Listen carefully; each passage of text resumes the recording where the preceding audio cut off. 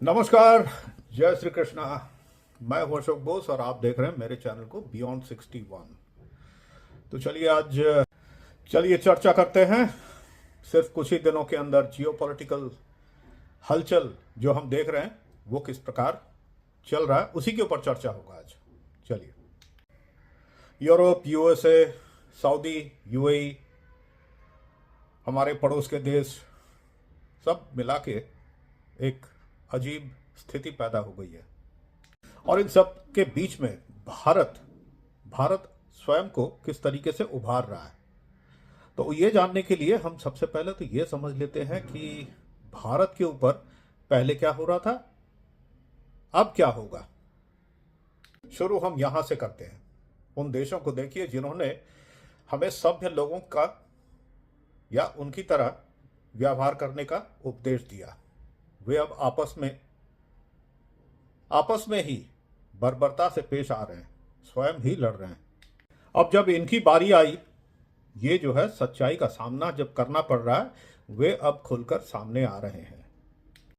अब इन्हें स्वयं ही स्वीकार करना पड़ रहा है और खुलकर सामने भी आ रहे हैं कि यदि यही व्यवस्था है तो इस व्यवस्था को बदलना होगा और एक नई व्यवस्था स्थापित करनी होगी, ये सोच रहे हैं। अब भारत क्या करे? भारत पहले भी यही कहता रहा कि हम पुरानी सभ्यता हैं।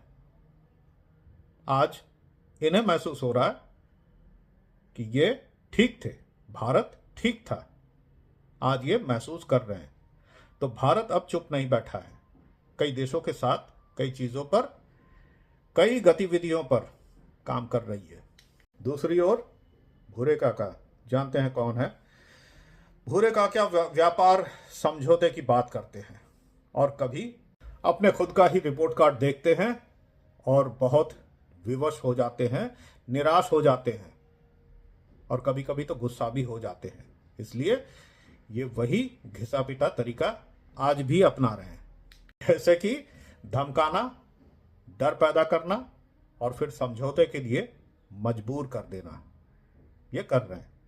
कुछ देशों ने समझौता कर लिया और कुछ पीछे हट गए और इनमें भारत भी शामिल है। कुछ कंडीशंस नहीं मानी गई, डील नहीं हो पाया। कुल मिलाकर महाशक्ति का दर्जा तो लिए हुए हैं लेकिन नाम मात्र ही है। इसे बनाए रखना बहुत मुश्किल हो रहा है। अब कर्ज बढ़ता जा रहा है, विश्वास हवा में चला गया और मित्र और सहयोगी आगे आने से कतरा रहे हैं और आशंकित, भयभीत हैं। दूसरी ओर भारत द्वारा संयुक्त अरब अमीरात की बात कर रहा हूं, यूएई, यूरोपीय संघ, इन देशों के ऑलरेडी जो हो चुका है वो ब्रिटेन के साथ हुआ है, फ्रांस के साथ हुआ है, जर्मनी के साथ हुआ है, फिर यूरोपीय संघ अब आने वाला है। इन सब कुछ मिला जुला के एक अच्छा परिस्थिति, अच्छी डील्स होने जा रही है। आज विश्व भर भारत को एक ऐसे मित्र के रूप में देखती है जिस पर भरोसा किया जा सकता है और जो बिना किसी छिपे या गुप्त उद्देश्य के स्पष्ट और सीधी बात करता है। ऐसे लेन देन की जो दोनों पक्षों के लिए पारस्परिक रूप से लाभकारी हो सकता है और हो रहा है, जो एक तरफा नहीं है।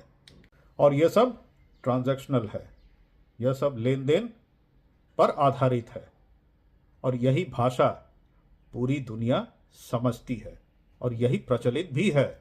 लेकिन हर कोई एक दीर्घकालिक विश्वास और पारंपरिक रूप से लाभकारी लेन देन की बात और संबंध की उम्मीद भी करता है और वो भारत दे रहा है और देने में सक्षम है, जो जरूरत के समय मजबूत खड़ा हो। आज की दुनिया में आप जो भी चाहें आप पा सकते हैं, लेकिन कीमत चुकानी पड़ती है। लेकिन एक चीज ऐसी है जो बहुत दुर्लभ है और मुश्किल से ही मिल पाता है, वह है विश्वास, trust. Trust is very rare. दुनिया ने यह महसूस कर लिया है कि भारत एक ऐसा राष्ट्र है जो भरपूर विश्वास साझा कर सकता है। यही कारण है कि अन्य सभी भारत की ओर देख रहे हैं और इसलिए वार्ताओं के दौर चल रहे हैं और सौदे करने के लिए उत्सुक भी हैं और यह सब कुछ स्पष्ट दिखाई दे रहा है और बिना किसी धौंस के, नखरे के, नो टेंट्रम्स, धीरे धीरे सब कुछ हो रहा है। ये जितने भी डील भारत के साथ हो रहे हैं इससे कई तरह से लाभ होता है, मतलब मल्टीपल वेज में ये लाभ देता है।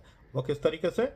किसी भी तरह से दबाव या दुर्भावनापूर्ण इरादे से कोई ये डील नहीं हो रहा है, आर्म ट्विस्टिंग यहाँ पे नहीं है।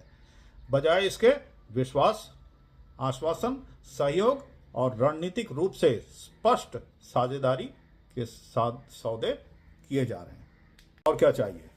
भारत प्रगति कर रहा है, साथ में दूसरे राष्ट्र भी प्रगति कर रहे हैं। ये एक कोऑपरेशन और स्ट्रैटेजिक पार्टनरशिप की तरफ बहुत भली भांति बढ़ रहा है। यही समाप्त करेंगे आज का कंटेंट, बस इतना ही। यदि पसंद आया हो लाइक कीजिएगा, शेयर कीजिएगा, कमेंट कीजिएगा, सब्सक्राइब जरूर कीजिए। आप देख रहे हैं मेरे चैनल को बियॉन्ड 61, यहाँ नीचे है। Thank you so much. जय श्री कृष्णा।